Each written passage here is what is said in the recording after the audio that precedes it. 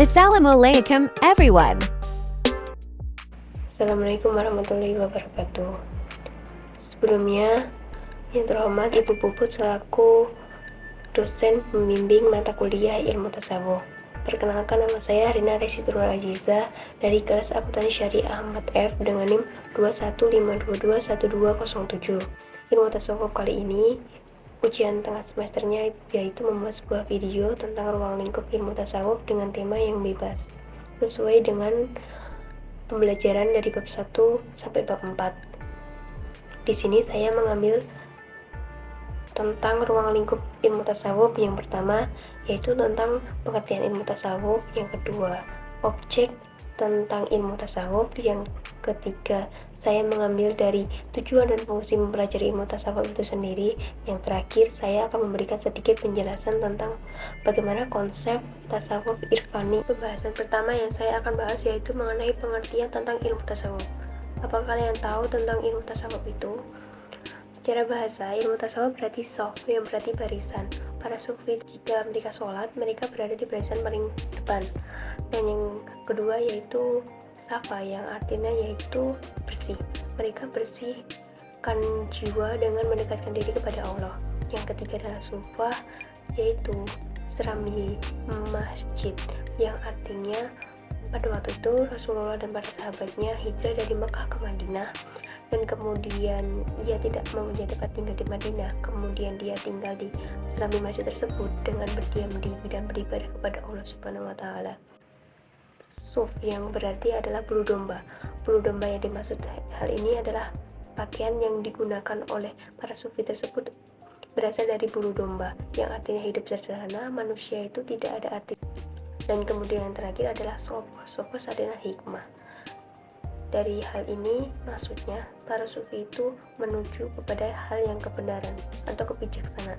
Secara istilah, ilmu tasawuf adalah sebuah pengetahuan tingkah laku jiwa manusia, baik yang tercela maupun yang terpuji, dan bagaimana cara membersihkan diri dari sifat tercela dengan cara menghiasi diri dengan sifat terpuji dengan jalan Allah Subhanahu wa Ta'ala. Pembahasan mengenai sufi. Sufi adalah seseorang yang mewarisi ilmu dan amal Rasulullah dan juga akhlak yang serupa dengan batin Rasulullah SAW, yang berupa zuhud, yaitu meninggalkan keduniaan. Yang kedua adalah warok, menahan diri, takut kepada Allah Subhanahu wa Ta'ala, dan kemudian sabar dan mencari ridho Allah Subhanahu wa Ta'ala, mencintai Allah Subhanahu wa Ta'ala, dan juga mencintai apa yang dicintai Allah Subhanahu wa Ta'ala. Yang terakhir adalah ma'rifat. Pembahasan selanjutnya yaitu mengenai objek kajian ilmu tasawuf. Manusia memiliki 3 unsur dasar dalam dirinya. Yang pertama adalah roh, yang kedua adalah akal, yang ketiga adalah jasad. Kemudian manusia dibandingkan dengan makhluk lainnya adalah memiliki sebuah ruh ilahi, dan kemudian ruh ilahi tersebut menjadikan sisi kehidupan rohani, dan kemudian dijadikan objek kajian dalam ilmu tasawuf adalah jiwa manusia. Next, pembahasan selanjutnya yaitu mengenai tujuan dan fungsi ilmu tasawuf. Yang pertama, terdapat 3 tujuan, yaitu memperoleh hubungan langsung dan disadari langsung oleh Tuhan, sehingga disadari benar bahwa seseorang bisa berhadapan langsung dengan Tuhan. Yang kedua adalah kesadaran akan adanya komunikasi dan dialog antara ruh manusia dengan Tuhan dengan mengasingkan diri dan berkontemplasi. Yang terakhir adalah ma'rifatullah kepada Allah Subhanahu wa Ta'ala. Fungsi dari mempelajari sifat tasawuf ini, yang pertama adalah membatasi diri dari segala macam penyakit hati. Yang kedua adalah menentukan sikap rohaniah dan mengangkat derajatnya dari hal tercela ke hal yang lebih baik.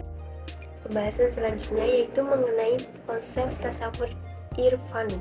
Irfani sendiri secara etimologis berasal dari kata masdar, yaitu arafa, mengenal atau pengenalan.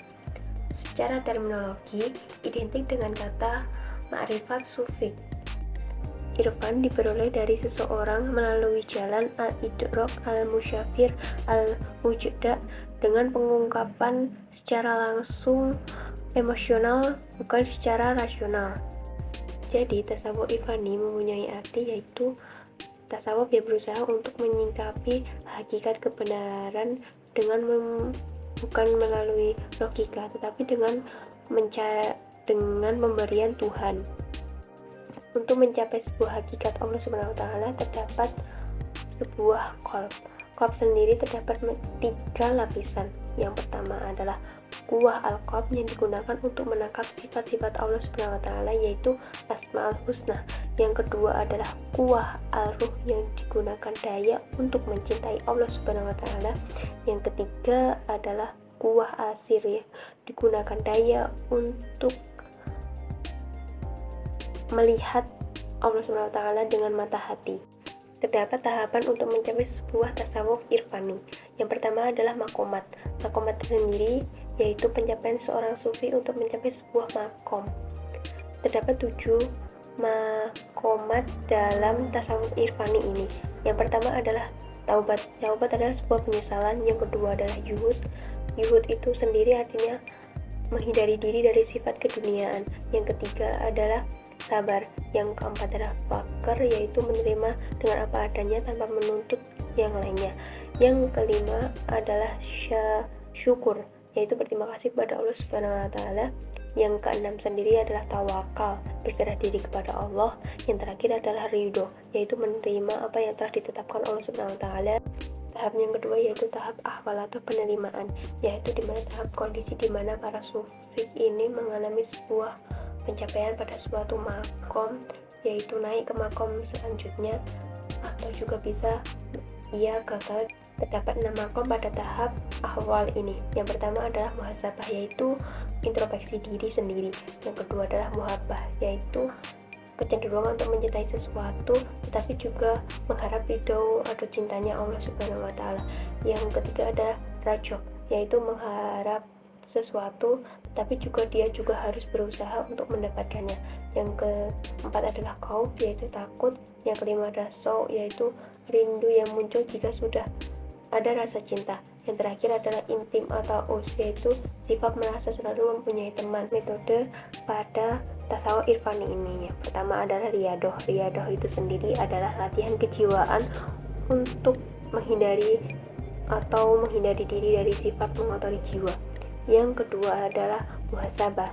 Muhasabah sendiri adalah sebuah sikap untuk introspeksi diri.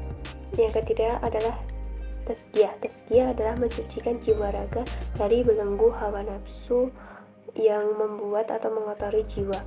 Yang terakhir adalah zikrullah. Zikrullah ini sendiri adalah mendekatkan diri kepada Allah dengan sebaik-baiknya dengan berzikir setelah sholat ataupun lain-lain, yaitu dengan kalimat tahlil, tahmid. Sekian pembahasan tentang ilmu tasawuf. Terima kasih.